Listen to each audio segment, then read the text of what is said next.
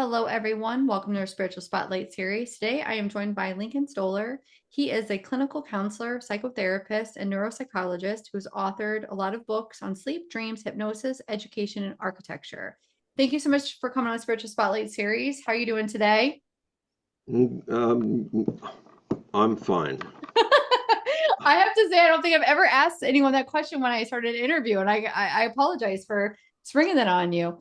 So I'm just going to jump right in. So your background is incredibly diverse, from quantum physics to mountaineering to psychotherapy.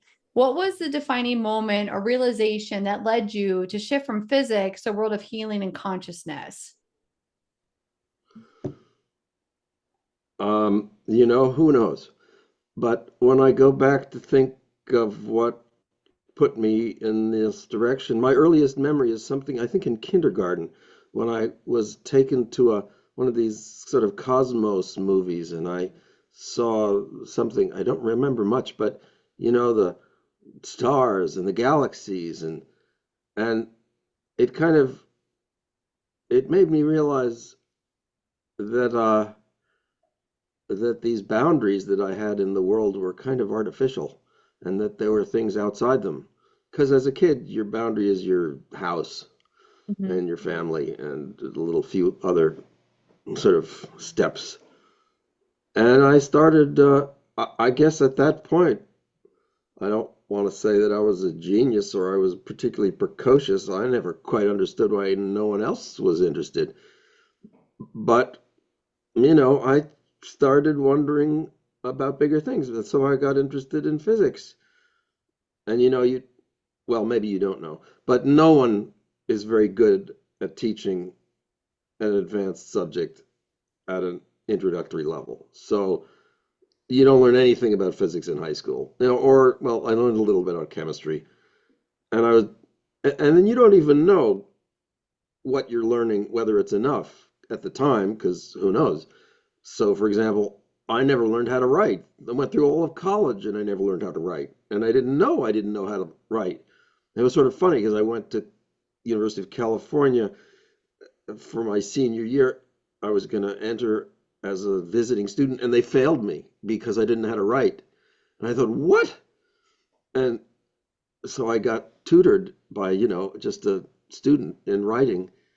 And again, it's like, oh my God, there's more to the skill of writing and the world than Right. I knew. So, that's been my story. It's like whatever box you put me in, I want to break out of it.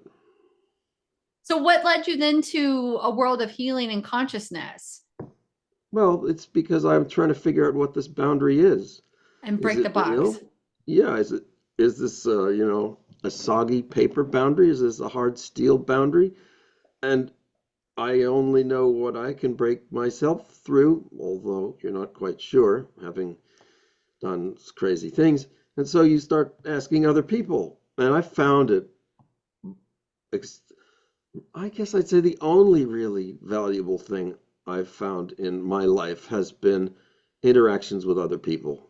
I mean, physics is great, but well, make so what, right? And you'd kind of say the same about math. Oh, well, that's fascinating, puzzle solving, incredible structures, but like, so what? So, I find that interesting. I will say that because I'm a registered nurse and in my day life, I run a doctor's office and I do have the same kind of feelings about math. I'm like, whatever, like, yeah. Uh, whatever. And, Well, and there are ways to use it, of but you've got course, to be involved. of course.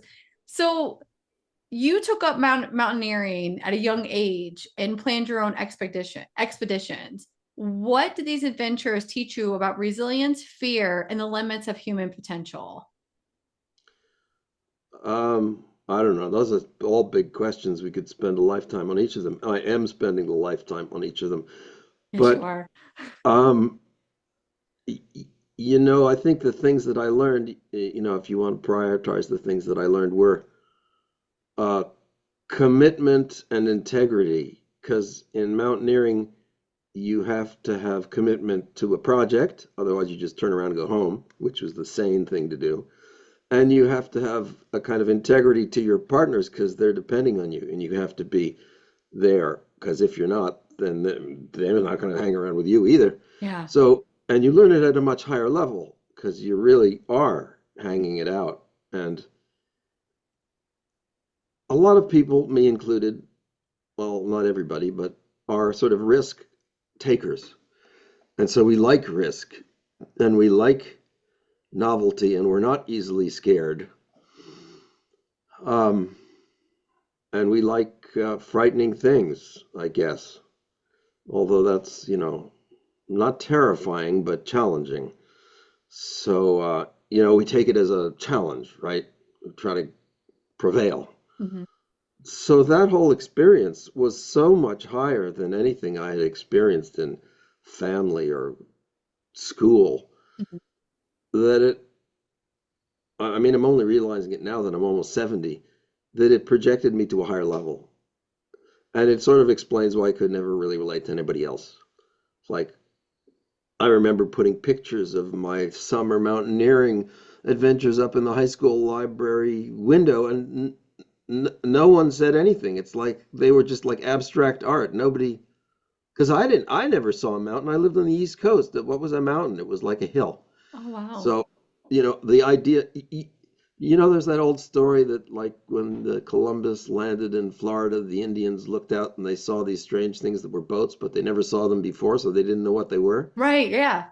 Well, that's what with things with mountains. It's like I did all this stuff and people said, "Huh?"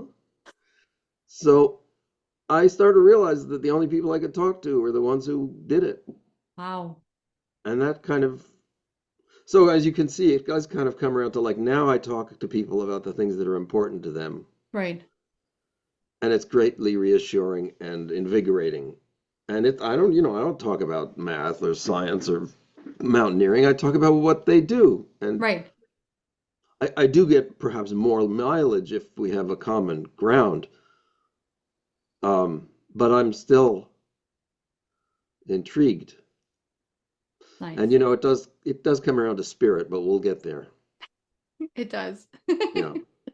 It does. That's so you grew up on the East Coast and now I'm on the East Coast and I think we have mountains, but now I'm thinking we don't. Like we Mhm. just have hills. Like I'm in the Adirondacks and I'm like, I Old, guess old hills, those are very just old. hills, guys. That's not Yeah. so now I'm gonna have to look up where you've mountaineered. I can't speak English, but wow. So they're just hills that I'm Mountains terrified are the of. things you can't climb up. Hills are the things you can climb up, but I can like walk that. up, you And know. walk up Yeah. carefully. Hmm. Hmm. So, from throat singing in Mongolia to ayahuasca ceremonies in South America, you've explored a wide range of cultural and spiritual practices. Were there Yeah. any profound spiritual awakenings or insights that came from some of these experiences? Well, of course, but at different levels. So the most. So here's the story. God, what was the um, psychedelics had this brief popularity in the 60s that was crushed, and it was kind of squandered and not very serious. Although there was some serious science that had started, but that was also crushed. So it all went out the window for the next 40 years. And then it started to reappear culturally. There was some talk about psychedelic mushrooms, but it was illegal. And then there was this talk about psychedelics in other cultures. Uh, Maybe not that much talk, but I heard about it. So it wasn't legal here, but it was legal there in the other countries. So there was people that were, bringing shamans to North America and surreptitiously offering ceremonies. And there was some psychedelic tourism, but not much in the, turn of the century. So around 1995, I got involved with that.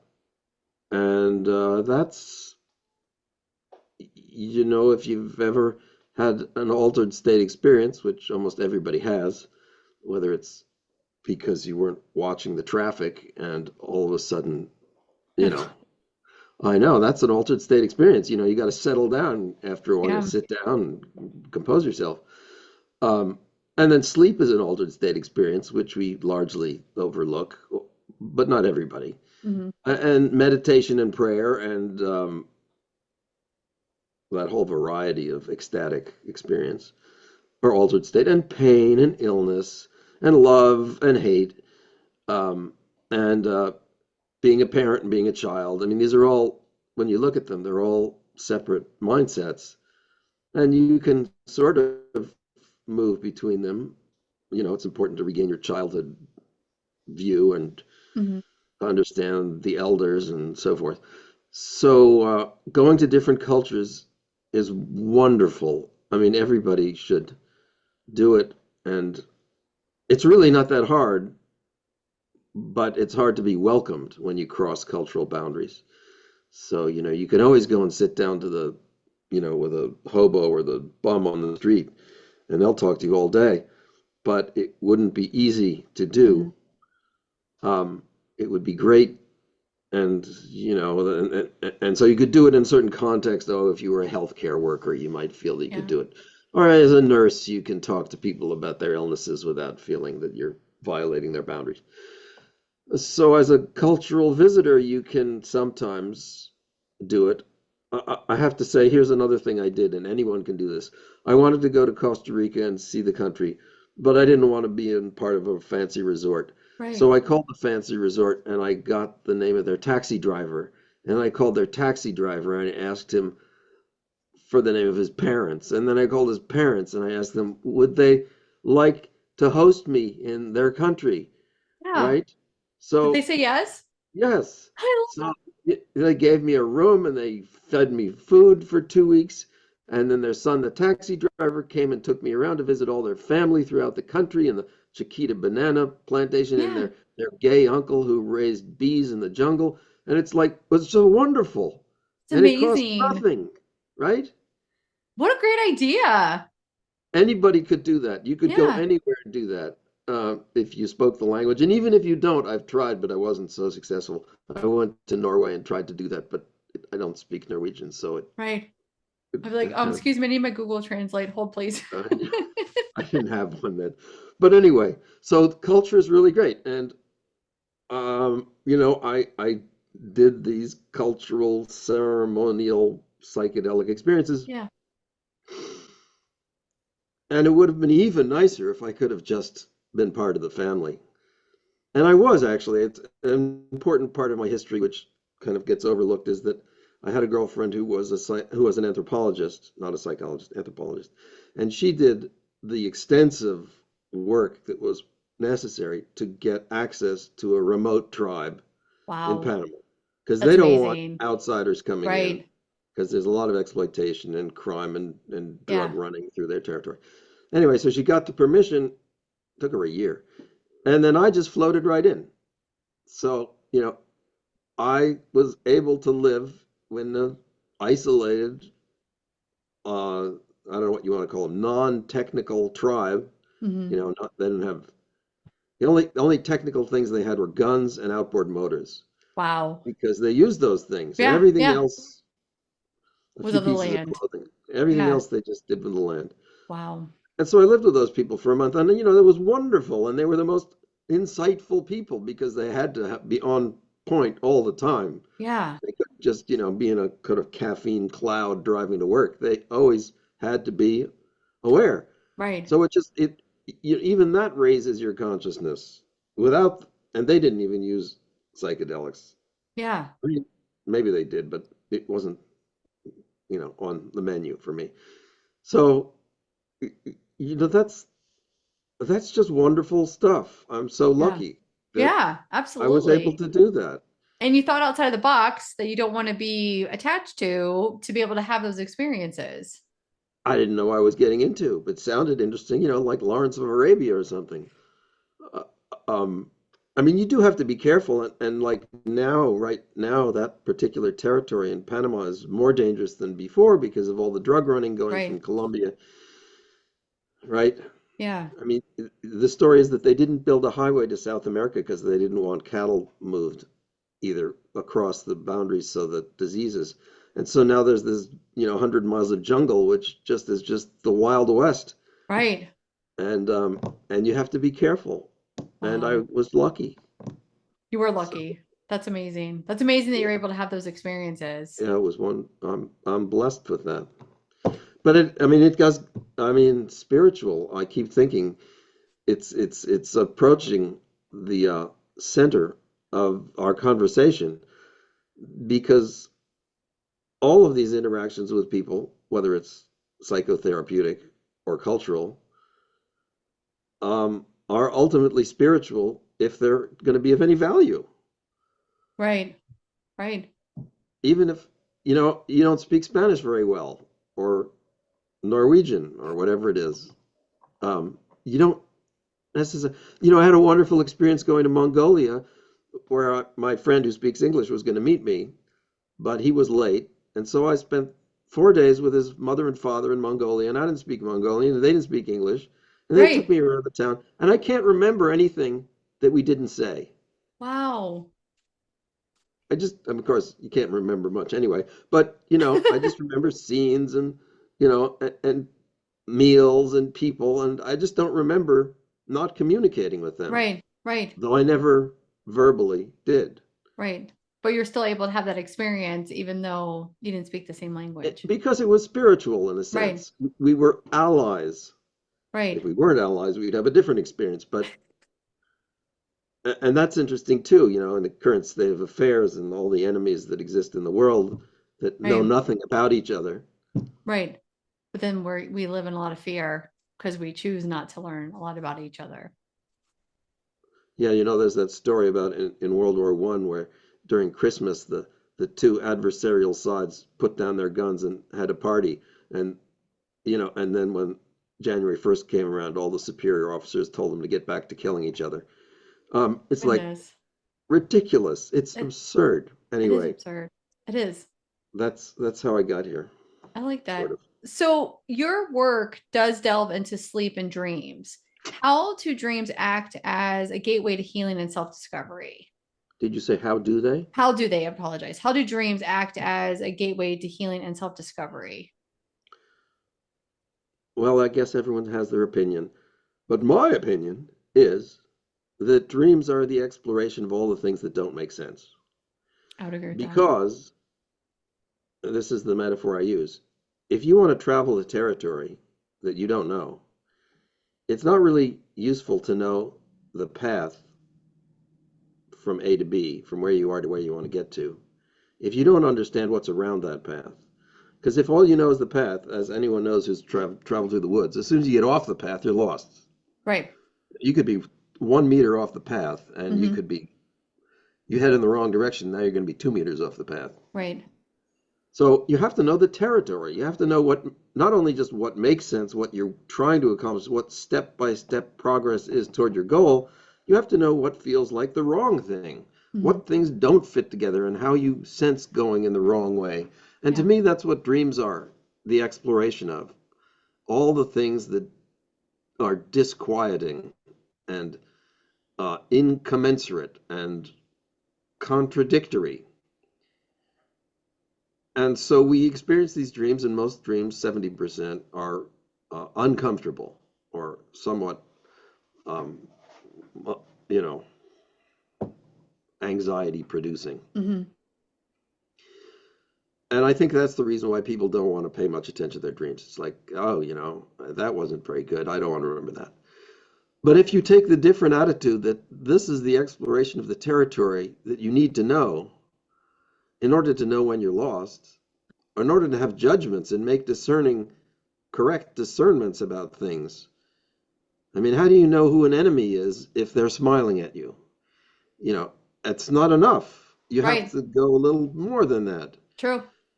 Um, so, so you have these dreams about people who smile at you with knives, and you start to appreciate being lost, or I don't know how you want to describe it. The alternatives to what you want. I mean, you don't want to explore them in real life. Well, I mean, you No. could. No. I mean, we end up doing it, right? All the time. Eventually. Right. We Yeah. make a lot of wrong turns. But to explore them at greater depth with greater safety, why not just create a reality and live it? Right. That's what a dream is to me. Right. So I like that's the that. therapeutic value. It's like, oh, you actually start to learn. Well, you may learn wrong because you're kind of making it up, but it's the best you can do without putting your life Right. at risk. Now let me ask you this, and this is kind of a segue here. I have noticed in this year, I didn't used to remember my dreams, and now I'm remembering them. And they're having more of a I like the analogy of it's uncomfortable because it is uncomfortable, but I'm also finding like there's pockets of wisdom within these dreams that I act upon. Are you finding that people are tapping more into wanting to remember their dreams and using those as maybe a gateway for conversation or healing or anything of that nature? I don't know if they would do it on their own, so I'd make them do it. Gotcha. I say, you know, what are your dreams? What are dreams? And they'll usually say, oh, I don't really remember my dreams. And I say, I don't care. Make it up. And tell me a dream. But Right. because often, if you just remember the little bit of a dream, a little other bits sort of start trickling down. Right. And I'm not sure how far that goes because you spend hours dreaming and you only Right. remember A pocket. seconds. Yeah. So I don't know if you could actually pull it all in. And I don't know at what point you just start making it up without even knowing. Right. Um, but I like to start there. Well, I don't know if I want to start there. I sometimes might end there, but I like to go there and say, Right. well, and then, I mean, we're talking about kind of a therapy session here. The therapy sessions usually start with what's happening, Right. you know, and what's bothering you, and what events transpired that are important. Hmm. And so you get a kind of like current event, front page view. And then you might, go to page 6 and talk about some detail. Hmm. And then I like to ask dreams, what are the dreams? And then they'll come in with some strange dream. And then I'll say, well, that's kind of similar to something or else you've talked about. And they'll say, oh, I didn't see that. Oh, I Because like that. I'm not really looking for the theme of the dream, like a Right. narrative. I'm just looking for the opposing parts of the dream. Gotcha. Right. So, like, you were cold in the dream, and you were feeling cold in the situation, and you Right. were anxious in the dream. It's like, how was your dream life trying to put this together? And then how in your real life have you found, you don't have as quite the liberty in real life as you do in dreams. And then the question is, well, what if you did have free choice in Hmm. dreams? And that's sort of getting into the area of lucid dreams, which I have Right. a book on, which people like. Because I don't really think, I think the whole idea of being lucid, again, coming back to spirituality, is a spectrum. Mm. You're not, uh, like, is this real? You and I. No, I'm on a computer looking at you on a little LCD screen. So that's not real. But we say, oh no, that's just a technology. You're really looking at a person. Her name is Rachel, and she's got this story and appearance and Right. background, and it's all. If I saw elephants floating around your room, I'd start to wonder, oh, that's an interesting screensaver you've got. And you'd say, oh, no, no, the elephants really are floating around. And then I'd start saying, am I awake? So I don't really Right. think we're all that lucid ever. We're just like focused on, stepping forward in a causal, predictable world and Right. keeping our shit together and not, flipping out. And then you could say, well, Lincoln, I know a lot of people who do flip out, and that's true. Yes. Um, I kind of get my notion of spirit is basically what I learned from elders and children. And in between the elders and the children, it's all full of shit. There's this grown up, functional world that operates, produces money and products and material. That's the least spiritual. But the Yes. kids are very intuitive and Yeah. spiritual, and the elders can be, Hmm. if they choose to be. Yeah. I would agree with that. And in between, I think you just have to act crazy, do a lot of stuff, and meet a lot of people. Right. and shape your experiences Yeah. and maybe get out of the bullshit if possible. Yeah. Get out of it, get into it, be a leader, be a thought leader, an author, a therapist, a help, a parent. Yes, all these things. Yeah. So with your therapy, so you mentioned that therapy provides the tools to clarify one's path, turning it into coaching. How do you help clients move from healing into their personal empowerment? Maybe getting out of the bullshit. Yeah, sort of. It's different. If I have a client who's thinks they're crazy, I'll tend to say, "You're not so crazy." It's just you have a different insight, and maybe you're not applying it in a way that other people are responding to. And even if you really are crazy, that's delusional. Like, okay, take from it, because your delusions are not coming from nowhere. Right. You're being triggered by something. Right. Um, so I have a client who was he was delusional. He thought people were out to get him and attack him, and he was a big guy, and so he ended up getting, handcuffed by the police because people were threatened and they'd call the Yeah. police on him. And he's saying, "What's going on?" I'm saying, "Well, look, you're probably sensitive to what other people feel, but you're Right. overreacting in a way that's not getting you, you Right. know, you know, and Right. and you have other powers, and you have so and there's other realities that are not the ones that you see. Mhm. So, start to understand more broadly. And then for the sane people, the high performance people, I'll say you're crazy or you're full of shit or, don't expect this to work out with your family. Uh, I love that. right. Right. Because, I work with these high performance people and they're very demanding and very discerning Hmm. and like, it's not going to work out for your 6-year-old son. It's going to be a train wreck if you Oh, geez. continue. Right. Yeah, And often those people are acceptable to that because if you're going to be a high performance person, you have to have some thick skin you do. and you have to have some traction. Hmm. You can't just get knocked into a ditch by everybody who criticizes you. Um, and then so that's the quick answer to your question is Hmm. expand a person's boundary outside their comfort zone. But then it gets delicate because as you take a person outside their comfort zone, they get uncomfortable Right. and they may start getting threatened and they may start getting uh, have violent reactions, not necessarily physically, but emotionally and verbally. And then the question is that where they need to go? Mm. You know, have they built a life that's insulated them from that? Hmm. Uh, and is that to their detriment? And is my job to push them through it? And to what extent?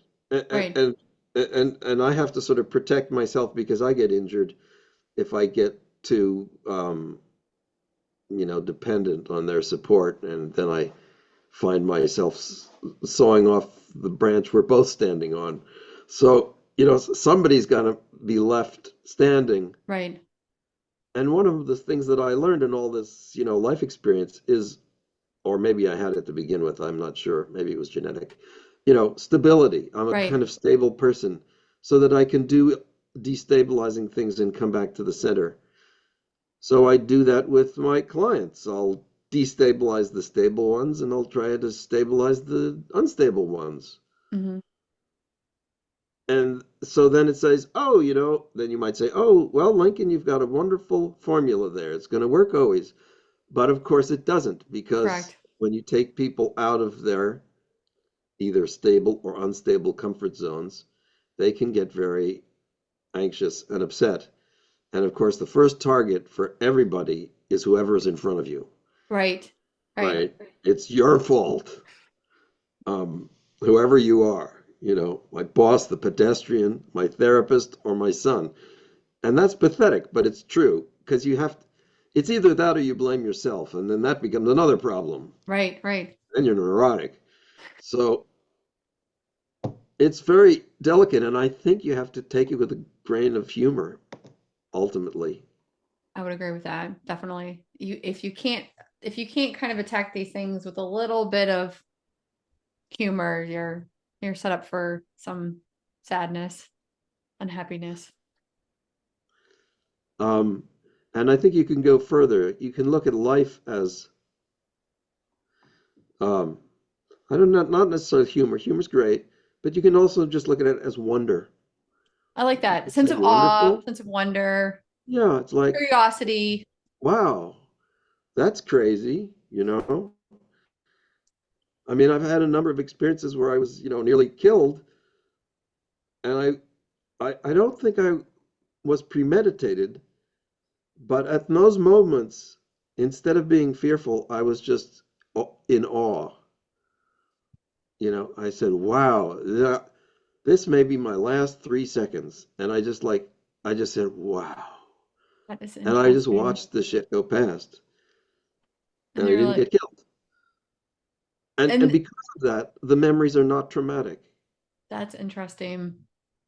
That's I mean, they interesting. were they were uh, you know, falling from great heights. I'm looking around saying, "Wow, look at this."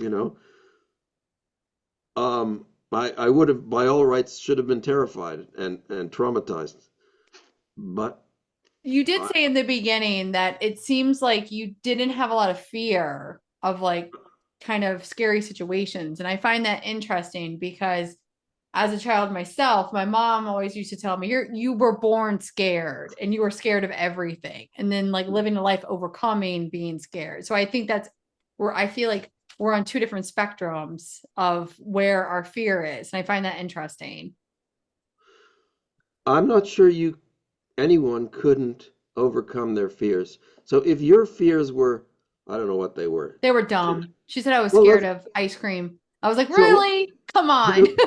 what you think it was genetic? Where did you Oh, get that? 100. Okay, you know what? Let's jump in. I 100% think it was genetic. I think it came from my mom who has multiple personalities and had a very tough life. And I think that got embedded into my cellular tissue. And then when I came into being, it's Yeah. been an interesting experience. So have you found a way to overcome it or shepherd it or somehow make it an asset? Yes. Yes. I will say that like, I think you kind of like you just jump in. You just push past the uncomfortable feeling and you do it. Yeah. I had this quote keeps coming up. I read about this dream. It wasn't mine. Here's the dream. I'm running away from, it's not me, it's the dream. Someone else's dream. I'm running away from this gorilla, this, tremendous, monstrous gorilla, and it's chasing me, and it's going to kill me. And at some point, I realize I have to stop and face it. And I turn around, and as I face the gorilla, it comes up and it turns into a man, and it says to me, "You've got to be more careful about how you express yourself." That's interesting. So there is this odd thing that what you're most afraid of often isn't what you expect it to be. I would agree. Uh, I'm dying. Although inhaling liquids is always something one should be cautious about. Yes. Okay, thank you. Learn how to drink, Rachel.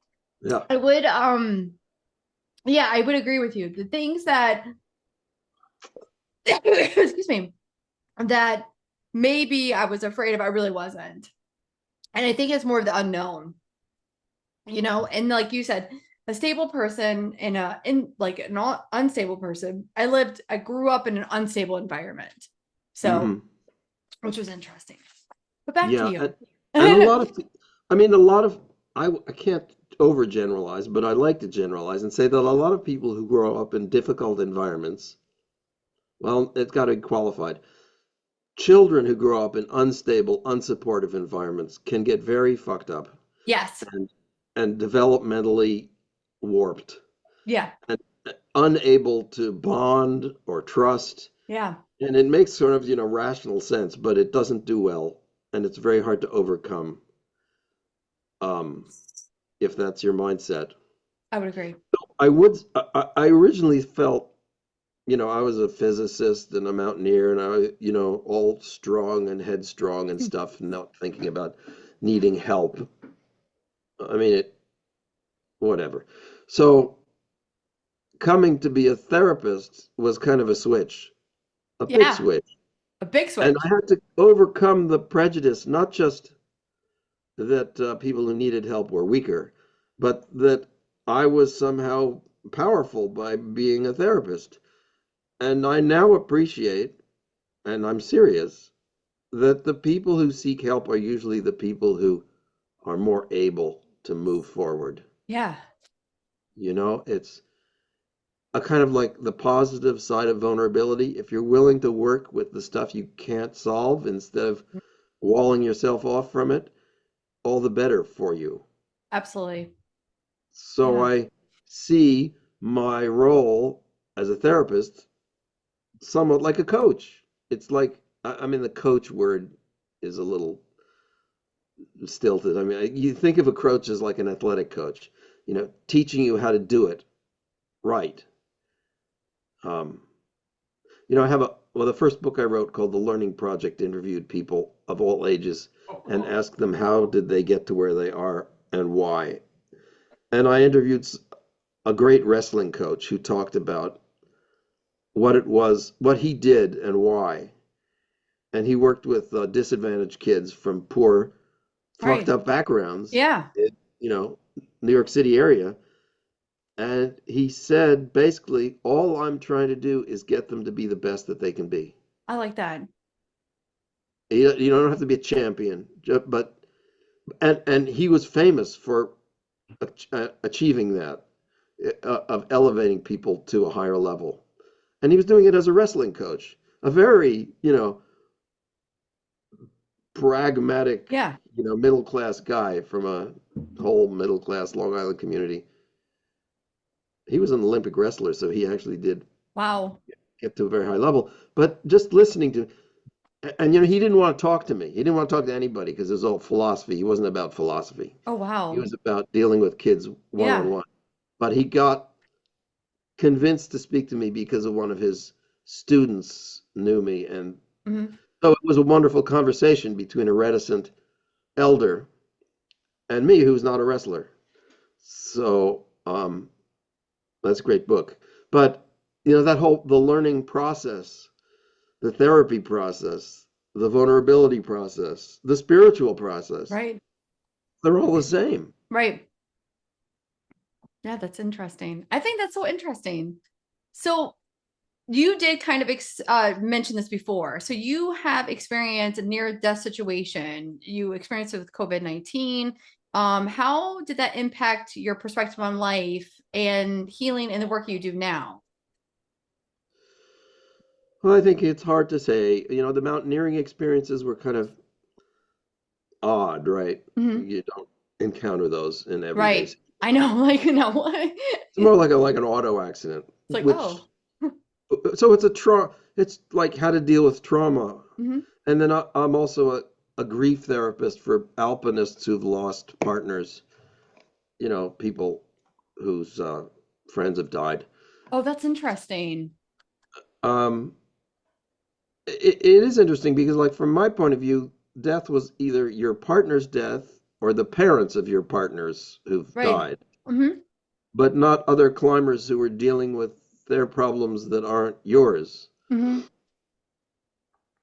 So often in dealing with these people, it's not that unusual, I guess, but it sounds funny. The conversation never turns to the trauma. Oh, We, wow. it's all about, you know, stability in life and Hmm. getting our feet on the ground and finding meaning in what we're doing. And then maybe the trauma comes up, but why bring it up unless Hmm. you've got something that you can conclude? I mean, you don't want to just re-traumatize yourself. What do I Hmm. have to say about, and to think about like veterans who Hmm. not just have trauma but had Yeah, horror and and absolutely. and agony. Right. Why bring it up if you don't have somewhere better It's like, why go through the garbage unless you can't take the garbage out? So true. I So just true. dig through the garbage, right? So I find myself dealing with positive things. There's going to be an Right. interruption here. Hold That's on. okay. It's not a problem. I The think it's teenagers. hi teenagers. I think it's interesting that you're talking about grief. And I do want to ask you this question. And maybe this is not something you hit upon, and I apologize if it's not. My brother committed suicide a couple years ago. And I noticed that in the family, we all were allowed different levels of grief. And have you noticed that within families, kind of like how some people are allowed to grieve and some are not to the extent of others? And how would you recommend they deal with that? I can't say because I haven't had direct experience with Okay. families, but my inclination would be just to be honest and, Yeah. well, I mean, it's like I do deal with relationships, which are usually two people, Right, right. and my advice is engage Okay. and reveal, Right. expose, explore, and recognize that even though you're in an adversarial situation, it could be all the more meaningful for that reason. I like that. So often when and this is both humorous and common, that I'll deal with a relationship that needs to end. Mm, I mean, people are coming to me when the house is on fire, as right, it were, right, right, and my advice is essentially get out of the house. Uh, and at that point, I'll say to them, now you have a real relationship with this person. Now your right. relationship with them is permanent. Yeah, It's been branded onto your soul, in a right, sense. right. And so that it may be inappropriate to hate them Hmm. or um, because they're going to be continually educating you throughout the rest of your life, Absolutely. maybe as a counterexample, but nevertheless, Hmm. um, I mean, this is one of the Christian ideas of hell is not that it's where you go to be punished, but where you go to see all the crimes you've committed Oh, and and oh, and take responsibility for them. oh, there's that movie. Is it? I'm not, it's an older movie, and they get on the buses and they're going to heaven and they have to like relive their life. Like, and they're going through the lessons. And I apologize, I can't remember the name of it. That movie, I did not like that movie. I watched it at a very young age, and I'm like, I don't like, I don't want that. So he tried to be like, oh, I'm so sorry, I messed up the dog. I'm so sorry, I yelled at you. Like, take ownership of my actions. So that's sort of an answer to your question. When people are in struggle and torment, Hmm. um, well, this is like this wrestling coach said to me when one of my students is defeated Hmm. on the wrestling mat. I don't go out and pat him on the back and say it's okay. I like that. I wait for him to pull himself together, and I say, what is it that we can learn from this? Right. What do we need to work on? Um, how can we orient ourselves in this situation so that it's more positive next time? I like that. So, could you do that to a person in distress? Could you do it? Well, see, you can't often do it to somebody who's hostile to you. So the question is, you got to get rid of the hostility Right. in order to get to a place. Well, another story is this client who's schizophrenic who would always end up in handcuffs. He would said, this I threatened some guy who was threatening me, and I said to him, well, maybe he wasn't threatening you. Maybe he Mm. was feeling threatened, Right. and maybe instead of grabbing him by the cuffs and shaking him the way you do, you should have said to him, I see you're upset. Can I help you? You know, Right. and then if you reframe the whole thing as not adversarial, grief threatening, or violent, Right. there'll be a whole different way you can proceed and be perceived. That's true. Because That's very look, true. this guy was a schizophrenic, he always had this like dull, threatening look on his face. Right. So And that didn't help. So the name of the movie is Defending Your Life, in case anyone's is it? interested. I'll look it Defending up. Your Life. Meryl Streep's in it. Came out in Really? 1990. If you watch the movie and you're like, that's not so bad, that movie traumatized me. I will schedule Uh-huh. a session with you to have a counseling session to discuss it. And there's that Robin Williams movie about the guy whose wife dies and then he kills himself, or he dies and she kills him. Oh, that's it. He dies and she kills herself. Oh, And wow. then he meets her in hell because she went to hell because she killed herself. Oh, But wow. he abandons heaven and To goes go to down hell. with her. Yeah, to be Wow. with to help her. And it's full of wonderful CGI effects of, We love flowers and CGI. stuff. I love It's a nice CGI. it's a nice movie. I love Robin Robin, Williams. anything with Robin Williams Oh has my got gosh, it. he's amazing. But a So, sad story. Yeah. but still, anything with him is just the best. Before I ask you the last question, if anyone is interested in learning more about you, what is the best place for them to go to? Well, as you mentioned, the website is big. It has one front page, and then it has tabs to go to neuropsychology and mentoring and education and Everything. psychotherapy Books. You have books. You have a and lot of books. books on there. You've got like everything. Biofeedback. You have a lot, which is amazing. So, the other thing I have is I have a blog which you can get through the website, which is called mindstrengthbalance.com. And the blog, they're all long articles, and you can look them up by topic Nice. if that helps you. Because if depression or relationships Hmm. or brain training or I don't know what, and ultimately, I'll talk to people for free for 15 minutes if they Very nice. sign up. So Very that's it. nice. Mind, strength, balance. Thank you Perfect. very Yep. much. For those listening who feel stuck, whether in their mental, emotional, or spiritual growth, what is one simple yet powerful practice that they can start today to begin to shift their reality? Oh, that tickles the Joker in me. Take psychedelics. You know, they're becoming legal. I know, but actually, I'm not a uh, broad spectrum encouraging person with psychedelics. Um, I think psychedelics are great to learn about, Mm, but they're not always. I mean, meditate. Well, yeah. that kind of falls on deaf ears. Or go into your dreams, but then people don't want to. Um, and Lincoln, I need something good. yeah, right. So what do we? I'll tell you what. Go out for walks. That's great advice. Yeah, go out Get for walks. go for a walk. Get reconnected with the earth, the Yeah. electromagnetic field. Go out for a walk. That's great And advice. some like Socrates or somebody said, if you have a problem, go for a walk, and if you haven't solved your problem, go for another walk. Yeah, go touch grass, guys. Yeah, yeah. No, I try to get out every That day, is rain or perfect. shine. That is perfect. I'm looking outside. I'm like, I see the snow, but I am trying to get outside more. That's great advice. Because when things get too, you just need to decompress and breathe. Some time to think. You need some Yeah, time to feel and think. Yes. absolutely. Well, Lincoln, thank you so much for coming on the Spiritual Spotlight series. It's truly been amazing to connect with you today.